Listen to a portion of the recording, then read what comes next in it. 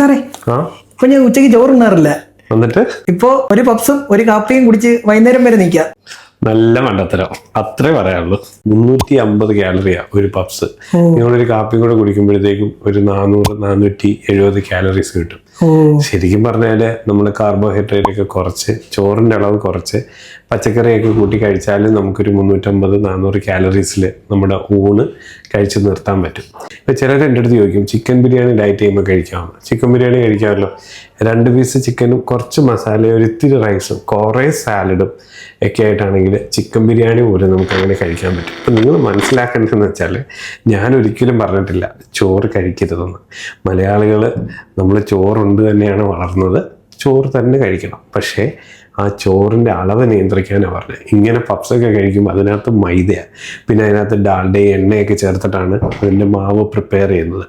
അതിനകത്തോട്ട് നമ്മൾ ഈ ഹൈ കാലറി ആയിട്ടുള്ള ചിലപ്പം ബീഫും അങ്ങനെയൊക്കെ വെച്ച് അത് ബേക്ക് ചെയ്തെടുക്കുമ്പം 350 കാലറീസോളം ഒരു വലിയ ചിക്കൻ പപ്സ് കഴിച്ചാൽ നമ്മുടെ ശരീരത്തിലോട്ട് കയറുന്നുണ്ട്.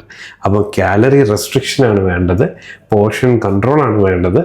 ബാലൻസ്ഡ് ഡയറ്റ് തന്നെയാണ് ഈ ജീവിതശൈലി ശരിയാക്കാനായിട്ട് ഏറ്റവും ഉചിതം. അപ്പോൾ ഇങ്ങനത്തെ തെറ്റുകൾ ചെയ്യരുത് കേട്ടോ. ഉച്ചയ്ക്ക് ഉണ്ണുക തന്നെ ചെയ്യണം, അല്ലെ ഈവൻ ബിരിയാണി പോലും കഴിക്കാം. പക്ഷെ ഇങ്ങനത്തെ തെറ്റുകൾ നമ്മൾ പാടെ ഒഴിവാക്കണം.